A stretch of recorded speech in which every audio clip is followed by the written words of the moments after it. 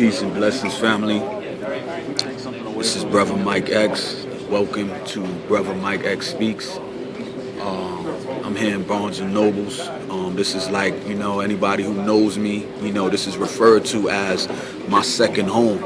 If I'm not at work, I'm usually in Barnes and Nobles studying or writing, networking, with other individuals, conscious individuals who would like to see some type of change in the world. I want to talk about this situation with the so-called government shutdown. First and foremost, I want to say, let it be known, I'm not a doctor, I'm not a lawyer, I'm not a political scientist, I'm not, I'm not an economist, I don't have any quote-unquote degrees, you know what I mean? But I am a studious brother, I'm a seeker of truth, and I come from many perspectives. I'm an open mind, one of my students asked me today, what religion I follow. I'm not narrowing myself down to any particular religion or any particular ideology or philosophy. I believe that truth, is what we should be seeking, and truth comes in many forms. And it is our duty to keep an open mind and to accept truth from whatever source it may come from. You know what I mean? Irrespective of race, gender, theology, religion, whatever. We should be seekers of truth. And anyway, I didn't really plan to say all of that, but I'm gonna leave it in here anyway. I want to talk about the government shutdown. This whole, it's amazing to me, this whole concept that they have to vote, in the Senate and the Congress and what have you, they have to vote to raise the debt ceiling so that we can borrow money to pay our bills. Now, to me, I thought let me stop saying we, you know what I mean? I thought the American government was supposed to be the strongest, most powerful government on this earth. How the heck does the American government, man, that portrays itself to be the most powerful civilization and best civilization on this earth, find itself in a position, where it has to vote to raise the debt ceiling so that it can borrow more money to pay its bills? Like, it's crazy. You know what I mean? And let me give my theory on that. It's all American greed, man. It's that upper crust, as they strive to take more and more and more and push more and more and more people that they don't see as part of their clique, to accept lives of poverty, you know what I mean? Powerlessness, ignorance, man, mental, physical, and spiritual death. It's American greed, man. It's that whole mentality of, we're not gonna help other people to rise to other levels. We're gonna just stand on their neck and benefit. We're gonna allow certain racial, ethnic, and cultural groups to, just languish, man, in their ignorance, and we're gonna make money and power and wealth off of their suffering. It occurs to me like, this whole corporate, push that has been going on in this country for a long time, where we seek to exploit third world labor, and set up our corporations and things in third world countries, man, where they can exploit slave labor and not have to have their corporations here, to where Americans would be able to work in corporations and at the places that they buy their clothes and their food and their boots and shoes and underwear and all of these types of things, to where those jobs would go to Americans and keep the American economy strong. So where you wouldn't have to be talking about debt and raising a debt ceiling and, having to vote, to raise this ceiling so that you can borrow money to pay the bills here. That's because, some people have been getting rich, and collaborating with people in the government and others, man, to create laws to where they can take their corporations and put them in these third world countries, man, and not have to have them here to provide jobs to Americans, to where they would have to deal with a living wage and have to deal with health care and have to deal with all of the other things that, that the laws and things like that have been set up, the labor laws and things that have been set up to give people in America a fighting chance, to work at the company that you buying from. I guarantee you, man, I know this t-shirt that I got on, and I wear t-shirts a lot, I know, for instance, this, I think sometimes it says made in Honduras, sometimes it says made in the Dominican Republic. You know what I mean? I got some, and I have to be honest, I got some Nike boots on. And sometimes it says made in Vietnam in the Nike footwear. Sometimes it says China, made in China. I remember some years ago it was said made in Indonesia. You know what I mean? Yo, man. Yo, what's the solution, Brother Mike? I don't know, man. I don't know.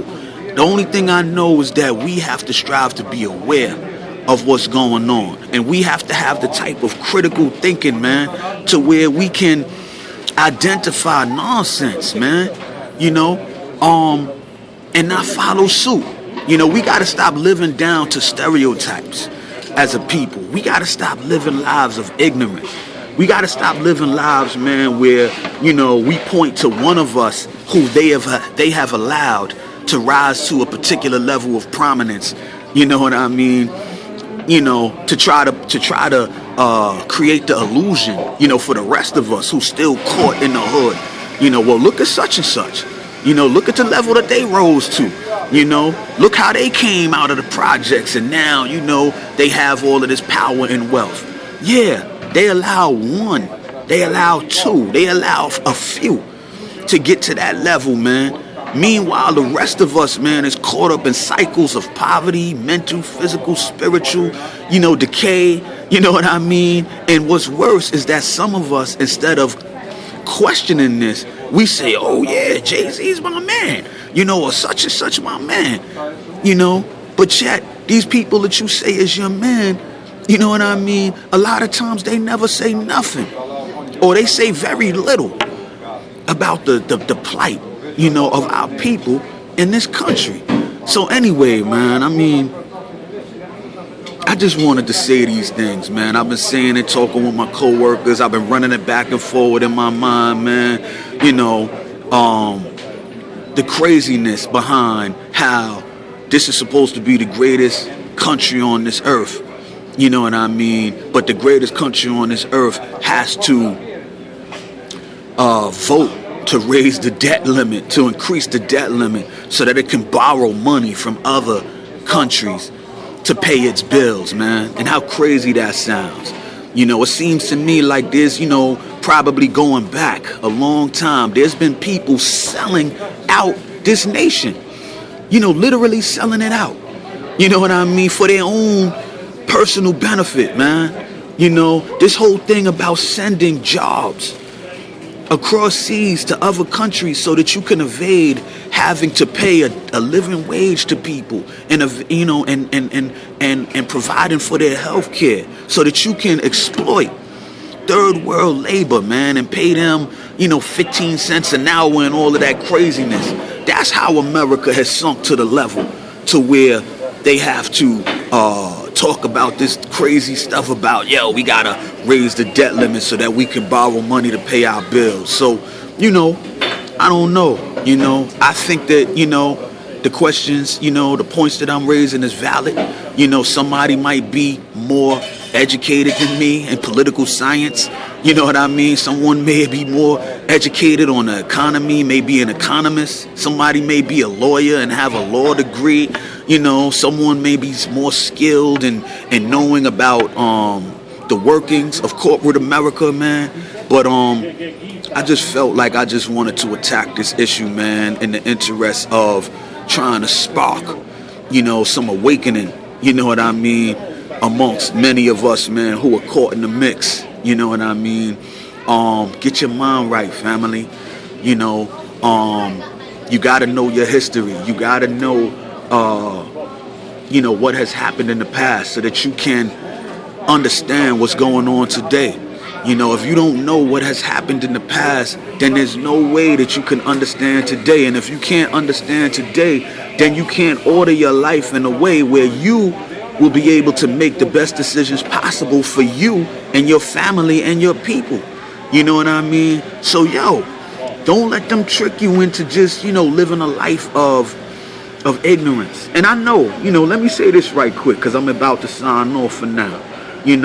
I know why a lot of us hold on to ignorance with a death grip.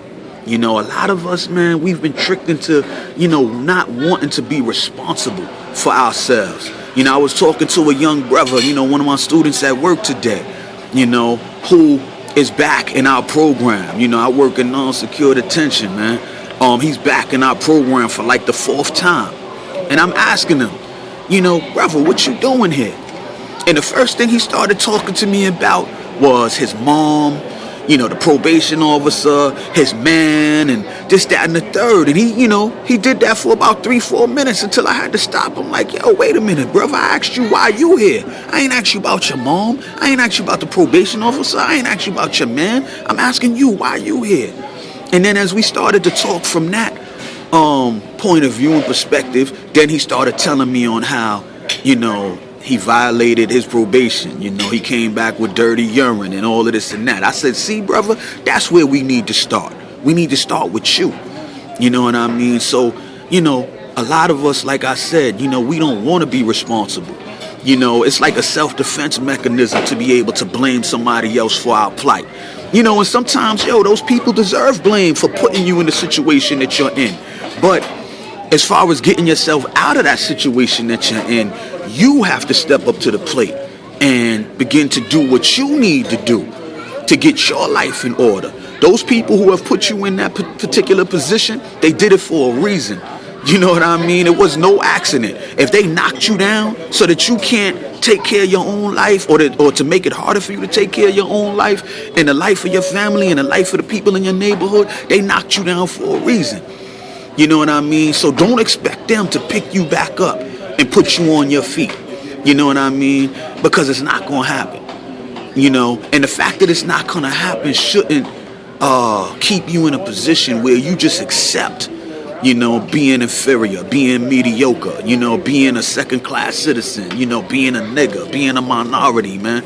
We wasn't put here for that. We was put here by a great and mighty God, you know what I mean, to show proof of his power and glory through our existence. We come from a great and mighty people, you know what I mean. There are giants that were black that walk this earth, and they try to keep the knowledge of that away from you, so that you will not strive to be a giant today. We come from a great and mighty God that is omniscient, knowing all, that is omnipotent, all power, that is omnipresent everywhere. The God that we come from is so powerful that he cannot be put into any one box. Which brings me back how I started this clip talking about I'm an open mind, I'm a student, I'm a seeker of truth. You know what I mean? And I'm not holding on or trying to narrow the God that I come from into any one box. His truth is too infinite, man, for that to be, for that to happen. And I want all of his truth, you know what I mean? And I pray for you that you may get into the position one day to be a student, an open-minded student as well. You know what I mean? With many professors, from Malcolm to Martin to Huey, and you know what I mean? And to other people who have discipline and who have, stuff to teach you, and God is the headmaster. You know what I mean? The professors could be varied. W.E.B. Du Bois, Ida B. Wells, Booker T. Washington, Marcus Garvey. These is names that should be household names in the black neighborhoods, man.